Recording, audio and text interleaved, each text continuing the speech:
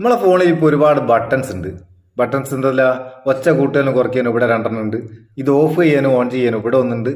അതുപോലെ back button, home button, recent button, ഇങ്ങനെ കുറെ എണ്ണം ഉണ്ട്. ഇതൊന്നും ഉപയോഗിക്കാണ്ട്, ഈ ബട്ടൺസ് ഒന്നും കേടായി പോകാത്ത രീതിയിൽ ഒന്നും ഉപയോഗിക്കാണ്ട് എല്ലാം നമുക്ക് ഹോം സ്ക്രീന് സെറ്റ് ചെയ്യാം. എങ്ങനെ സെറ്റ് ചെയ്യാം? അതായത് വോളിയം കൂട്ടാനും കുറയ്ക്കാനും സ്വിച്ച് ഓഫ് ചെയ്യാനും അതുപോലെ ഒരുപാട് ആവശ്യത്തിന്.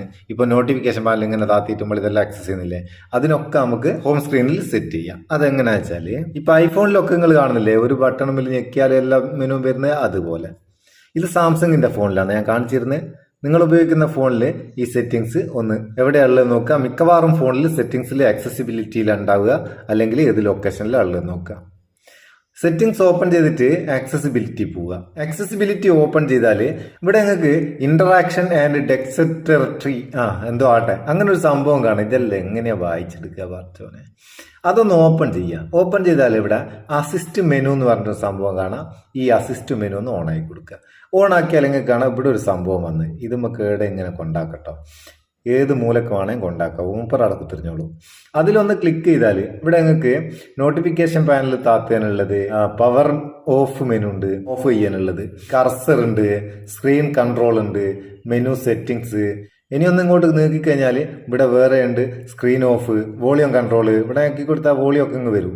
കൂട്ടുകയും കുറയ്ക്കുകയൊക്കെ ചെയ്യാം. അതെല്ലാം വോളിയം നമുക്ക് കൂട്ടുകയും കുറയ്ക്കുകയൊക്കെ ചെയ്യാം. അതുപോലെ സ്ക്രീൻഷോട്ട് എടുക്കാനുള്ള ഓപ്ഷൻ ഉണ്ട്. ഇതൊക്കെ സംഭവം ഒക്കെ ഉണ്ട്.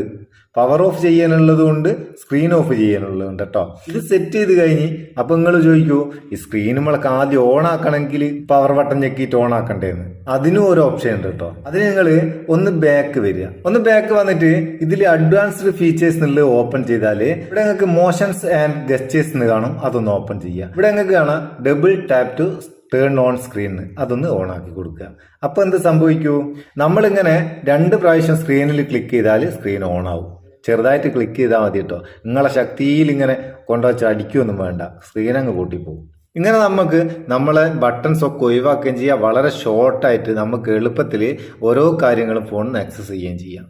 സംഭവം അടിപൊളിയല്ല. ഇങ്ങനെ ഒരുപാട് സംഭവങ്ങൾ ഉണ്ട് കേട്ടോ. ഇതെല്ലാം ആര് കൊണ്ടാച്ച, ഇതാരാ അറിയുന്നത്?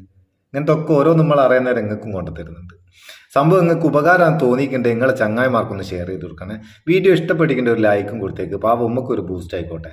നമുക്ക് അടുത്ത വീഡിയോ നല്ല സെഗ്മെന്റ് കാണാം. നിങ്ങളെ സ്വന്തം Muthus Meppayur. Thank you so much.